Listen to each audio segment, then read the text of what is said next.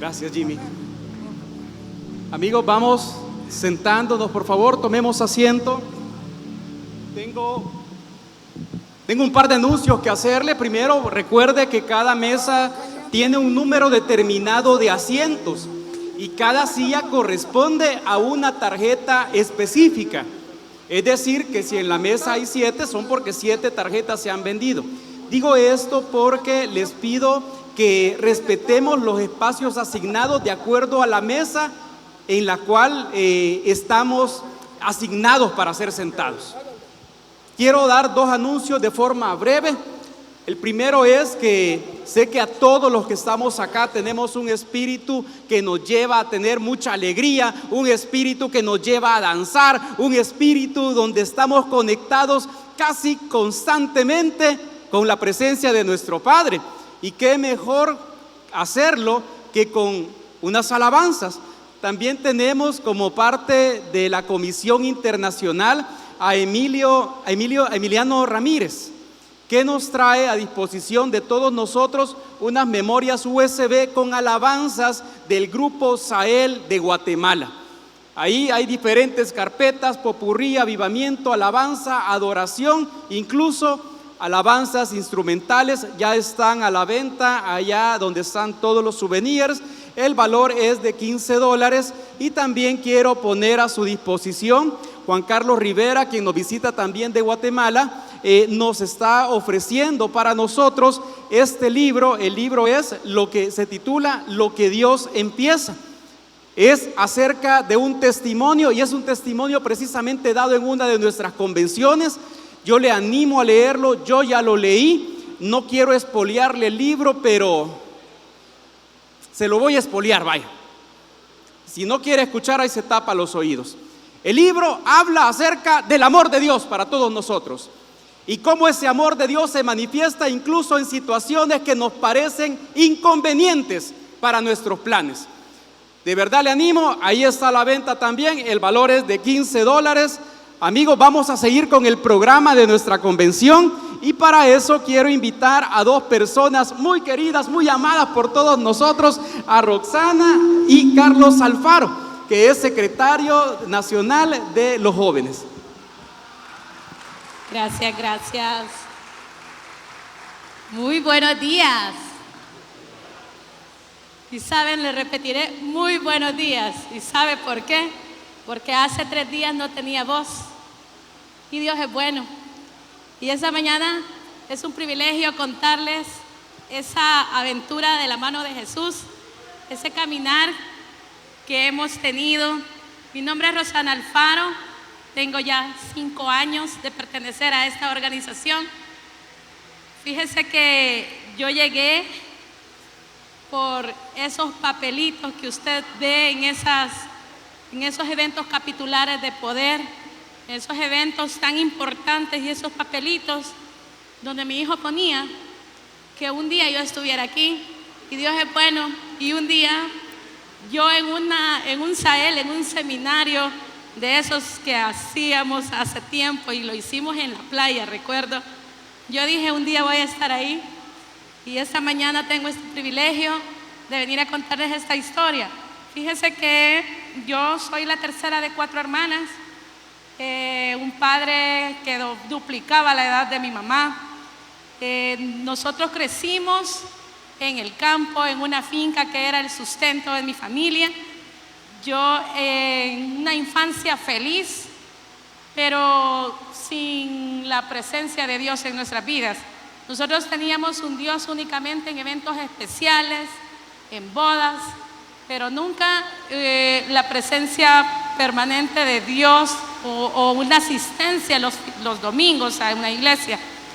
Cuando pasa el tiempo, pasa mi infancia, yo a la adolescencia crecí con complejo físico, y eso fruto de eso que de repente un hermano mayor le dice, ay no, es que tenés, bueno, y alguna cosa que fue creando en mí complejos, y yo tenía esos complejos.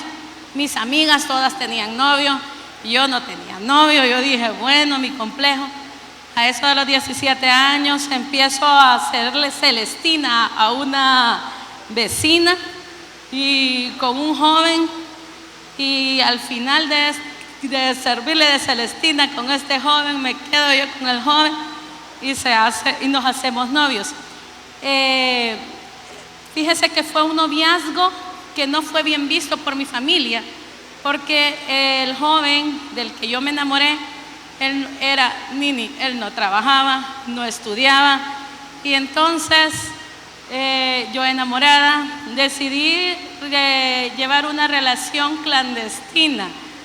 Lo que empieza en desobediencia y desorden no termina bien, no es de bendición. Y sabe, bueno, este noviazgo trasciende, y sin tener ese respeto pasamos a otros niveles y llega un embarazo a mi vida a los 21 años, y se me cayó la burbuja, se me reventó la burbuja en la que yo estaba, y en ese momento pues en mi casa fue realmente doloroso para mis papás, porque les había fallado. Mi papá no me habló durante todo ese embarazo, mi mamá decepcionada, por supuesto. Yo llevaba un tercer año de universidad muy bien, académicamente muy bien, pero había fallado, y aquí empezaron a pasar varias cosas. Uno, una profunda depresión, y en mi caso yo empecé a padecer pasó la película por mi mente que yo no servía. ¿Por qué? Que le había fallado a mis papás, y era algo que yo no me perdonaba, que traía a mi hijo al mundo, pero ¿dónde estaba ese joven? Fíjese que él sí estaba, y yo estaba dispuesta, creía en mis fuerzas. Yo dije, sí, lo vamos a hacer una familia, vamos a luchar por esto, pero realmente a él no. Él tenía novias y él andaba en su vida normal. Entonces en mi casa me dieron dos opciones: te quedas con él o te venís para acá y haces tu vida, tu hijo le pones a alguien que lo cuide y te quedas aquí. ¿Saben qué quería hacer yo? Quería ir con él, pero el joven tenía novias y andaba, entonces eso a mí me decepcionó mucho. Pero en ese momento empezó el enemigo a tomar fuerza en mi mente. Empezó, y usted sabe que el campo de batalla es la mente. Empezó ese espíritu de muerte a invadirme, y yo dije, yo no puedo traer a un mundo a un hijo donde no le voy a dar esa familia que merece, no le voy a dar a mis papás el honrarlos como yo debería haberlo hecho, y era algo que estaba atormentándome. Entonces yo decidí quitarme la vida. No tenía recursos. Lo que en ese momento hice, tomé pastillas. ¿Sabe que tenía? Un montón de antigripales. Me dormí toda una tarde y no pasó nada. Gracias a Dios. Ese fue el primer milagro que Dios hizo en nosotros, porque nos guardó, porque con propósito nos había creado. Y sabe, bueno, nace mi hijo, y en el momento que mi hijo nace, cambia el panorama en mi casa. Mi papá, un hombre que tenía hijos mayores que mi mamá inclusive, cuando mi hijo nace, el primer varón de la familia, y mi padre se convierte en la figura paterna de mi hijo. Y bueno, todo lo que yo recibía, yo tenía un corazón lleno de amargura, un corazón cargado, un corazón que decía, bueno, lo que fallé. Y sabe que noche a noche yo lloraba, yo tenía eso, pero en el día nadie veía lo que pasaba conmigo. Era algo que yo me lo guardaba, porque no quería dar lástima o demostrar que estaba arrepentida, porque había también ese tema de soberbia y había muchas cosas en mí. Cuando mi hijo va creciendo, yo digo, bueno, yo le voy a dar a mi hijo lo que yo no tuve: una formación cristiana, una enseñanza para que él se defienda. Y yo siempre tenía en la mente que él tenía que sobresalir, y esa era la forma de defenderse. Empecé a crear ese niño que cuando estaba pequeño me ponía al frente de él y le decía, ok, exponga. Y él empezaba a hacer Empecé a creer que un título lo definía y que así éramos nosotros valorados, porque la gente nos veía como que éramos buenos. Entonces tratar de demostrarle a la gente que éramos buenos. Y así me esforcé yo también para tratar de sobresalir en un trabajo. Fíjense que Dios nunca nos soltó. Dios siempre fue poniéndonos en lugares de alta estima. Sin haber tenido experiencia laboral, abría puertas de manera sobrenatural.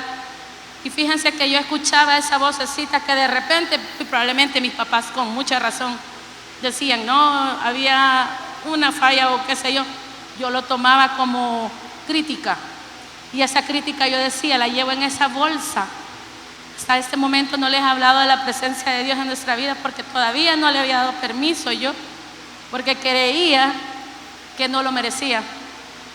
Y crece mi hijo y empieza a sobresalir y empiezo yo a tratar de sobresalir también en el área laboral. Buenos días a todos. Así como me presentaron al inicio, mucho gusto, mi nombre es Carlos Alfaro. Miren, el estar parado aquí al frente realmente me hace ver lo bueno que ha sido Dios en nuestras vidas. Y realmente a veces no sabemos, no entendemos los planes de Dios, pero los planes de Dios siempre obran para bien. Miren, como les comentaba mi mamá, cuando yo nazco en ese entorno conformado únicamente por el área materna, por mi rama materna, nazco sin conocer a mi papá, por ende nazco sin conocer a toda mi familia paterna. Mi abuelito se volvió un papel fundamental en mi infancia. Desde muy pequeño yo tenía mis dos grandes amores en mi vida, que eran mi mamá y mi papá. Mi abuelito siempre me enseñaba a lustrar zapatos, todo lo que un padre le enseña, a jugar fútbol. Y mamá me enseñaba con su ejemplo que hay que esforzarse realmente, hay que ser valientes para poder estar en ese camino. Mientras iba creciendo, recuerdo que el primer golpe duro que tuve en mi infancia fue un 15 de febrero del año 2008. Yo llego como siempre de mis estudios, dejo mis cosas, voy al cuarto de mi abuelito, de mi papá, y en ese cuarto veo una escena en la que mi mamá le está dando de comer a mi abuelo, y en ese momento mi abuelo solo nos mira, sonríe y nos dice, recuerden que yo los amo mucho, y ese 15 de febrero fallece enfrente de nosotros. Mi mamá, por situaciones de la vida, siempre ha sido una mujer muy fuerte, que hasta ese día, a mis 12 años, era la primera vez que yo la veía llorar. Vi a mi mamá que cayó de rodillas a la par mía, con lágrimas en sus ojos me dijo, ya no tengo papá. Y fue exactamente la misma frase que pasó por mi cabeza, yo no tengo papá. Y como me habían enseñado que yo tenía que sobresalir, que tenía que ser un hombre exitoso, y yo medía el éxito, me lo habían reflejado como algo material, como un estatus, como cuánto dinero ganás, cuántas casas tenés, qué carro manejás. Yo decía que yo tenía que optar a eso. Yo decía que yo tenía que sobresalir para llegar a tener ese estatus. Y si mi abuelo me había dicho que yo iba a ser el hombre de la casa, entonces yo tenía que proveer a mi familia. Yo tenía que proveer a toda mi familia, a mis tías y demás, sin importar que yo tuviera 12 años, esa empezó a ser mi mentalidad. Empecé a preocuparme no por los juguetes, sino por los recibos que habían que pagar, por las deudas que habían que pagar. Y empecé a tener esa infancia en la que yo solo me privé de lo que mi familia me daba. Porque mi familia me consentía. Yo recuerdo cómo mi mamá a veces llegaba con bolsas de juguetes, carros y todo, pero yo no lo valoraba porque yo estaba más preocupado por el afán, por el dinero, por todo ese estigma del éxito que les mencionaba. Mientras voy creciendo, hay varias circunstancias que afectan mucho mi corazón. Para hacérselos corto, confié por primera vez en alguien en mi vida, con un amigo de mis estudios, cuando me habían enseñado a ser guardado con todo lo que yo sentía, porque teníamos que aparentar algo frente a la sociedad. Pero un día que no aguanté, le abrí mi corazón y este amigo me dice, por tu culpa tu papá se fue de la casa, por tu culpa tu mamá está sola y por tu culpa que tienen problemas económicos. Desde ese momento yo solo me autodenominé como una carga para mi mamá. Yo creí que era una carga para mi familia. 12 años y yo ya pensaba que para qué mi mamá gastaba tanto en mí si yo realmente no valía la pena. Empecé a crecer y varias circunstancias hicieron que mi autoestima cayera. las inseguridades también vinieron a mi vida, y cuando yo realmente pensaba que yo para lo único bueno que era en esta vida era para los estudios, empecé a hacer los estudios el centro de mi vida, empiezo a sobresalir, y ya en mi último año de mi colegio yo empiezo a pensar, ok, tengo que encontrar una carrera en la que pueda sobresalir, en la que pueda llevar sustento a mi casa, en la que pueda ser un hombre exitoso. Y algo que no les había comentado, mi mamá, cuando tiene la bendición de tener un nuevo cargo en el trabajo donde ella estaba, ahora pasaba mucho más tiempo trabajando. Habían días que se iba a las 6 de la mañana y regresaba a las 3 de la mañana del día siguiente. Nuestra relación se basaba únicamente en llamadas telefónicas, en ver si había llegado, en ver si había comido. Pero todo estaba bien porque al menos un día a la semana yo recuerdo que yo pasaba con ella, y aunque ella se dormía todo el día porque estaba muy cansada, yo estaba feliz de que al menos veía que estaba alguien a la par mía. Empecé a tener mucha soledad en mi vida, y eso empezó a marcar mucho mi crecimiento, mi adolescencia. Y esa soledad también llegó a mis estudios. Yo sentía que yo no era importante, que yo no tenía amigos, yo sentía que yo no me podía abrir con absolutamente nadie. Pero cuando llega esa etapa de mi vida en la que empiezo a buscar esos estudios, conozco a un amigo con el que yo digo, ok, vamos a estudiar la misma carrera, en la misma universidad, vamos a buscar la misma maestría, en la misma beca, y yo empiezo a hacer un plan de vida y empiezo a depositar toda mi fe y mi esperanza en los estudios con este amigo, y digo, al menos voy a tener un compañero con el cual no me voy a sentir solo por el resto de los próximos 5 o 6 años. Y cuando yo estaba esperanzado y faltaban únicamente 2 meses para graduarnos y empezar esa etapa universitaria, ese amigo sufre de dengue hemorrágico, y en lo que se estaba recuperando una bacteria llega a su cabeza y termina con su vida. Cuando fallece este amigo, sentí que todos los planes que tenía simplemente se vinieron para abajo. Sentí que la soledad era algo que siempre iba a estar marcado en mi vida y que me iba a perseguir para siempre. Y cuando vamos a la vela y al entierro de este amigo, recuerdo que fuimos con toda nuestra promoción, recuerdo que llegó muchísima gente, al punto en que la persona que trabajaba en la funeraria dijo, ¿quién es la persona que ha fallecido? Porque ese lugar nunca había estado tan lleno. Y en medio de todas esas personas, el espíritu de muerte que les mencionaba mi mamá entró a mi vida, me susurró a la cabeza, mira cuánta gente quería a ese amigo, pero tú no sos importante para nadie. El alcohol había entrado a mi familia y llegué a tener resentimiento contra mi mamá, contra mi tía, y yo dije, prefieren tomar que pasar el único día que tienen conmigo. Llegué a sufrir de mucha soledad, las inseguridades y todo hicieron que yo pensara que yo realmente no valía la pena. Y en ese momento ese espíritu de muerte me dijo, no tiene sentido que sigas viviendo. A mis 17 años yo empecé a tener pensamientos suicidas, y quiero hacer un paréntesis en esto a todos los padres de familias que están aquí ahora. El joven que estaba teniendo pensamientos suicidas porque sentía que su vida no valía la pena, era el joven primer lugar académico por varios años. Era el joven que sobresalía en cualquier grupo, en el ámbito deportivo, en todas las áreas siempre sobresalía. Y su mamá o las amigas de su mamá le decían, estoy orgullosa de vos, estoy orgullosa de tu hijo. Pero ese hijo del que todos estaban orgullosos, del que aparentemente todo estaba bien, porque iba en un camino de éxito, se sentía un fracasado, porque no había encontrado su valor en Cristo Jesús. Porque mi valor lo definía los títulos, mi valor lo definía lo que yo iba a lograr terrenalmente, mi valor lo definía lo que yo podía llegar a ser curricularmente. Y en ese momento yo empecé a tener ese pensamiento suicida cuando me invitan a un Sahel por primera vez. Cuando llego a este evento de fraternidad, después de haber asistido a varias reuniones, tengo mi primer encuentro real con Jesús. Y al inicio cantamos una alabanza, cuando todo eso inició, que Jesús, que el Espíritu Santo simplemente cuando vamos a ese valle cambia nuestros lamentos en gozo. Y ese primer encuentro fue justo lo que convirtió en mi vida. Toda la tristeza, todo espíritu de muerte, toda depresión, todo sentimiento de soledad simplemente se fue, porque el gozo de Dios, el gozo del Espíritu Santo llenó mi vida, me hizo sentir amado y me puso un título más grande que cualquiera de los que había ganado, el título de Hijo de Dios. Cuando le entrego mi vida a Jesús, lo primero que me dice es, voy a restaurar tu familia. Yo había tenido pensamientos de muerte contra mi mamá por el alcohol, contra mi tía por el alcohol. En mi adolescencia había sido un adicto a la pornografía y a la masturbación. Yo no podía ver a una señorita sin pensar algo obsceno de ella. Mi mente estaba trastornada. Y el Espíritu Santo simplemente cambió todo eso y me dijo: voy a restaurar tu casa, voy a restaurar tu familia, voy a restaurar tu mente. Pero para eso tienes que pedirle perdón a tu mamá. Vengo yo y me pongo a pensar: ¿cómo le voy a decir a mi mamá que yo quería que ella muriera? ¿Cómo vas y le pedís perdón a tu mamá por eso? Pero aprendí algo valioso, y es la obediencia.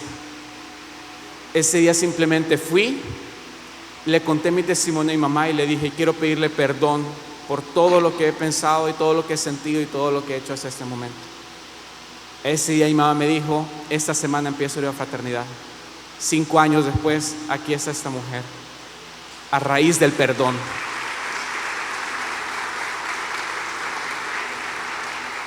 Y mientras empezamos esta aventura de conocer a Jesús juntos, de empezar a servirle juntos como familia, de cambiar hábitos, de cambiar pensamientos, Jesús empieza a hacernos una restauración económica, para lo cual voy a dejar a mi mamá que les cuente cómo ha sido todo ese proceso de esa restauración. Bueno, y como les cuenta mi hijo, no es que no le estaba poniendo atención, lo que pasa es que yo tenía valor de decirle: fíjate, hijo, que tu papá y toda la historia, porque tenía muchas cargas y no tenía valor de hablar.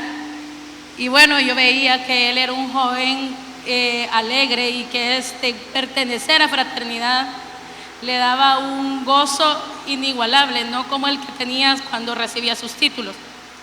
Y miren, y bueno, ver eso de un hijo lo conmueve, y yo dije: sí, pero había condenación en mí. Yo decía: ¿cómo voy a ir yo a ese lugar donde solo gente buena hay? Yo ahí no quepo. Fíjese que fui para no decepcionarlo, pero yo no creía que cabía ahí. Y llego a un lugar donde me reciben las mamás de sus amigos, y todos esperaban que yo llegara, y me sentí un poco incómoda porque ya viene, y bueno. Y yo dije: ok, ya cumplí, ya no vuelvo. Pero Dios es bueno y no nos suelta. Y aquí es donde esos ángeles que Dios pone en nuestro camino y que muchas veces no vemos, son esas mujeres que están ahí. Mire, y hoy no nos va a visitar. Y la insistencia, que es importante, porque yo ponía toda excusa. Les comenté que estaba afanada con un trabajo, porque yo le decía: ¿y quién te va a mantener? Yo no tengo tiempo para ir a fraternidad, porque ¿quién crees que paga tus cuentas? Insensato. Y saben, fui porque esa mujer insistía y me mandaba: Rox, ¿te vamos a tener este jueves? Y yo: sí, voy a tratar. Mire, empecé a asistir, y ahí fue Dios el que empezó a obrar. A partir de ese momento fue Dios transformando mi vida. ¿Cómo lo hizo? A través de los testimonios. Yo veía que las mujeres que se paraban al frente eran iguales que yo, vivían quizás situaciones peores que las que yo había vivido, y me estaba ahogando en un vaso de agua, y creía que yo no valía para Jesús, y creía que yo no estaba a la altura de estar en ese lugar, que había obrado mal y que tenía mucho resentimiento. Y lo primero que empecé a poner en esos papelitos fue que Dios cambiara mi corazón. Mire, poco a poco fue Dios haciendo la obra, hasta que un día yo también decidí, Dios puso en el corazón, porque puso una mujer que estaba contando mi vida, literalmente. Yo dije: bueno, es el momento de contar la mía.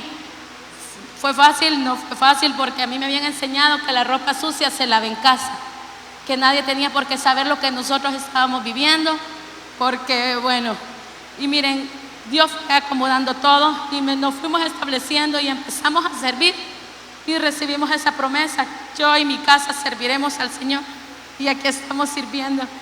Y saben, a partir de ese momento todo empezó a cambiar, pero empezamos a atravesar por una situación económica que jamás habíamos vivido.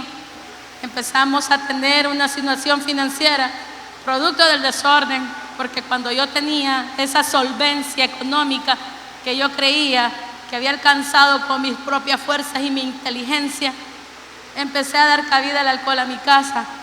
Empecé a salir. Yo dije, yo no he disfrutado, me lo merezco.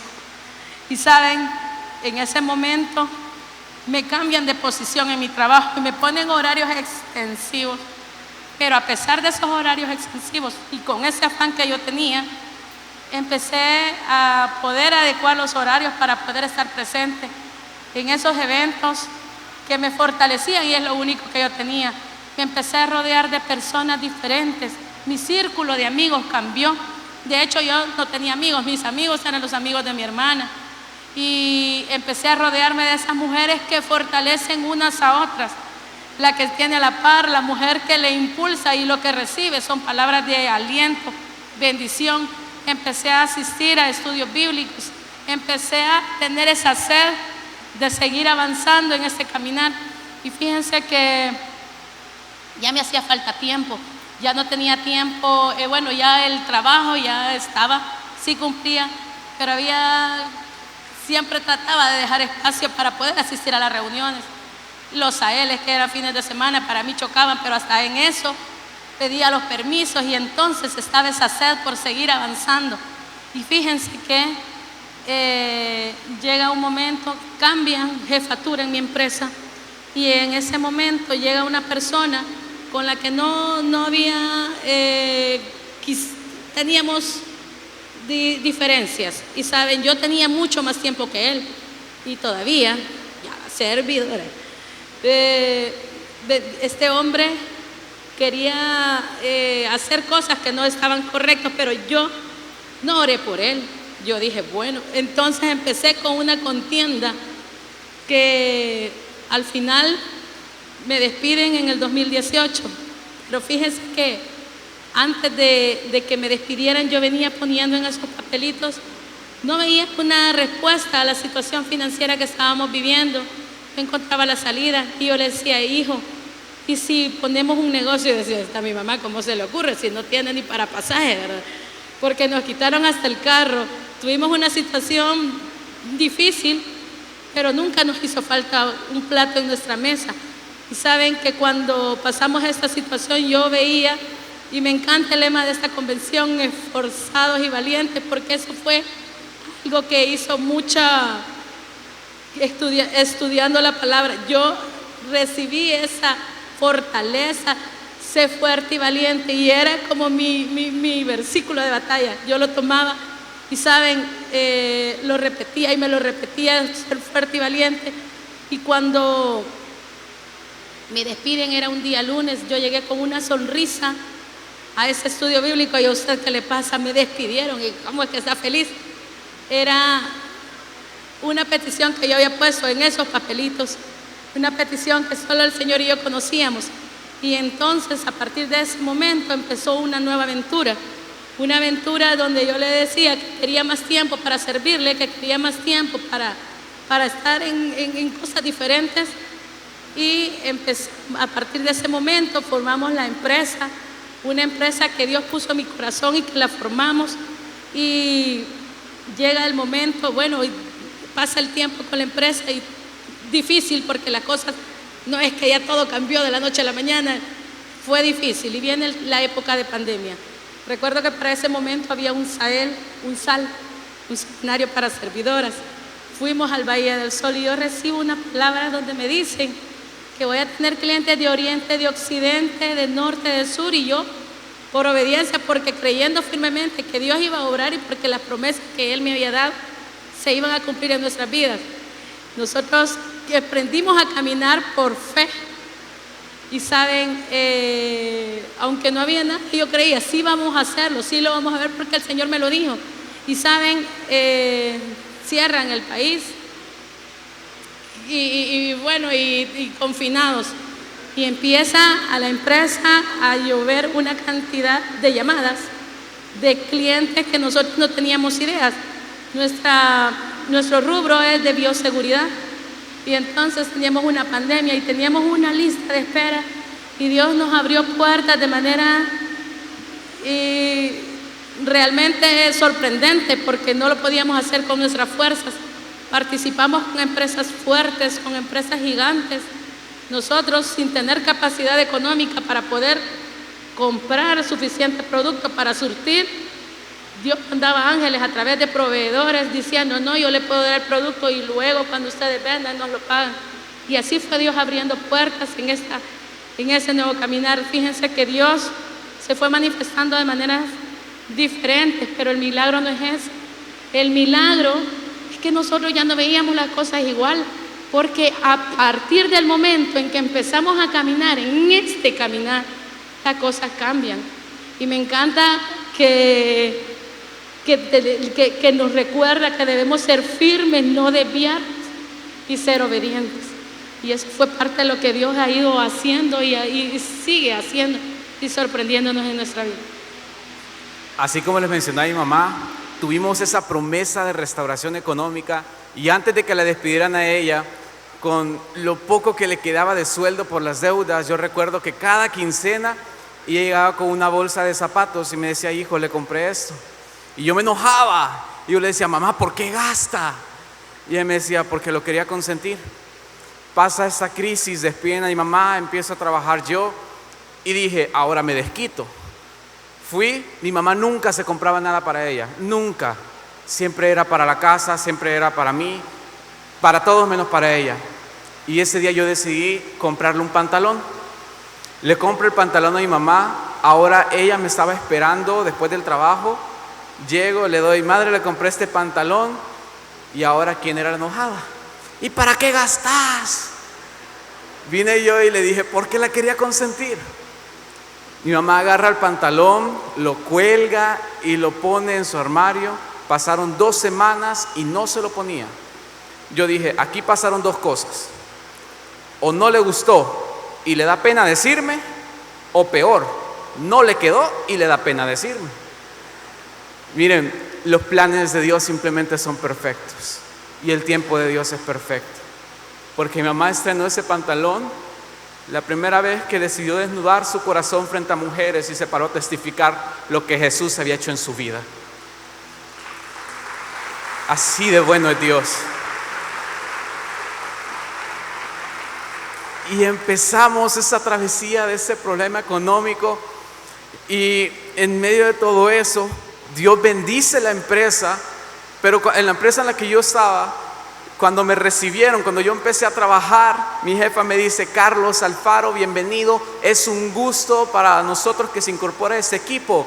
Solo un pequeño detalle, si no vendemos X cantidad de dinero en los próximos 6 meses, la empresa cierra y se va del país, es la única tienda del país. Y yo, qué bienvenida. Pero, como dijo mi mamá, el testimonio es que ya no afrontamos las cosas de la misma manera. Cuando mi jefa me dijo eso, lo primero que le dije fue, ok, cada inicio de mes, si usted me lo permite, oremos por la tienda, oremos por nuestros compañeros, oremos por todos los artículos, oremos por todos los clientes. ¿Cuántos saben que un hijo de Dios puede hacer la diferencia?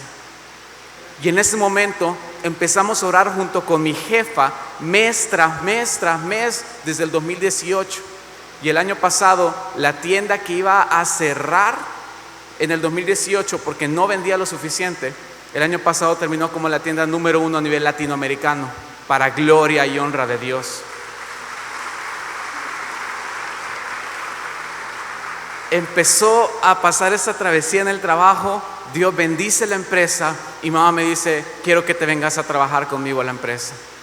Decido ser obediente, el 23 de enero empiezo a trabajar en la empresa de la familia y empezamos a ir a hacer entregas en medio de alabanzas, a encomendar nuestros días. Me encantaba ver a mi mamá cada vez que iba a mandar una cotización, cerrar los ojos y empezar a orar por la cotización para que Dios abriera puertas, no nosotros, sino que Dios abriera las puertas. Y en medio de todo eso empecé a sentirme incómodo en la empresa. En medio de todo eso yo dije, ¿por qué siento que no encajo al 100%? Eso fue alrededor de 2 meses atrás. Y noche tras noche de empezar a orarle a Dios, que me diera revelación, que me dijera qué quería realmente o por qué yo me sentía así, Dios me dijo que buscara un trabajo. Y yo dije, ¿cómo voy a buscar un trabajo si tengo la empresa? ¿Y saben qué fue lo que pensé? ¿Y saben qué era lo que me frenaba y por lo cual no obedecía a Dios en el tiempo que Él quería? ¿Qué va a decir la gente? Si tenés una empresa, ¿por qué te empleas? Y ese era mi temor, lo que la gente fuera a pensar. ¿Saben? Cuando decidí decirle sí a Dios y decirle voy a ser obediente, pero abrí tú las puertas, al día siguiente, eso fue un jueves, hace 15 días, hace 16 días. El viernes me estaban mandando, vi este perfil y pensé en ti, de una plaza. Meto mi currículum, empiezo a ver la plaza y yo digo, yo no creo ser lo suficientemente apto para ese puesto. Meto el currículum, espero, el lunes tengo llamada, el martes tengo entrevista, el martes en la noche me estaban diciendo, Carlos Alfaro, bienvenido al equipo. Y para gloria de Dios, a mis 24 años, me ha permitido ser subgerente de una multinacional que actualmente está aquí en el país.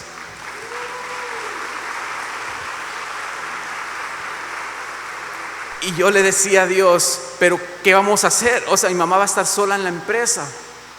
Los tiempos de Dios son perfectos. Cuando empecé a sentirme incómodo, tuve la oportunidad de estudiar un diplomado virtual dirigido por una universidad tecnológica en Honduras. Este diplomado era cómo guiar una empresa con un enfoque cristiano, cómo tener una empresa con principios del reino. Decidí tomar eso, se me dio la oportunidad, empecé a cruzar todo eso y yo dije, Señor, ¿y cómo voy a hacerlo para la empresa? Ese diplomado lo estaban cursando personas de Honduras, de Guatemala, El Salvador, Ecuador, de diferentes partes de Latinoamérica. Y teníamos que crear un plan de negocios. Empezamos y empecé a hacer ese plan de negocios con puras alabanzas y con mucha fe y dejándoselo todo absolutamente a Dios. Hace aproximadamente 3 semanas dijeron que nuestra empresa había ganado un capital semilla para poder invertir en nuestra empresa, para poder guiarla según los principios del reino. Y yo, gracias, Señor. Simplemente gracias, porque no merezco nada de esto. Pero muchas de las cosas que nosotros recibimos no es porque las merezcamos, es porque tenemos un Padre que nos ama sin importar lo que hagamos, no hagamos, lo que dejemos de hacer. Él sigue ahí, Él sigue amando y Él va a seguirnos bendiciendo, porque eso se llama gracia inmerecida. Y a pesar del amor inmerecido de Dios, yo no me quiero quedar sin hacer nada. En el libro de Apocalipsis, leyendo, encontré que decía que al final de los tiempos el amor de muchos se enfriará. Y ese versículo me da temor y me motiva, porque yo le digo a Dios, Señor, yo no quiero ser de los que se enfríen. Yo quiero ser parte del remanente que se mantenga firme y valiente y esforzado hasta el final, hasta tu regreso. Y esa es mi motivación, ser parte del remanente. Y si cada uno de los que estamos acá quiere ser parte del remanente, los invito a que podamos hacer una oración que cambió mi vida, que cambió mi familia. Yo temía de la soledad en mi vida y ahora tengo una familia en Finec. Y saben, yo vi a mi mamá que ella, sin que se escuche feo, no tenía amigas. Y yo temía por su soledad. Yo temía que en el momento en que yo me case y tenga mi familia, ella simplemente voy a estar sola. Y empecé a orarle a Jesús por amistades para mi mamá, empecé a orarle por familia, empecé a orarle para que ella pudiera sentir el amor de Dios a través de las personas. Quiero que todas las damas que conocen a mi mamá, que han sido sus amigas, que han orado por ella o que la han visto servir, levanten la mano. Gracias, porque son parte de mi promesa cumplida. Gracias.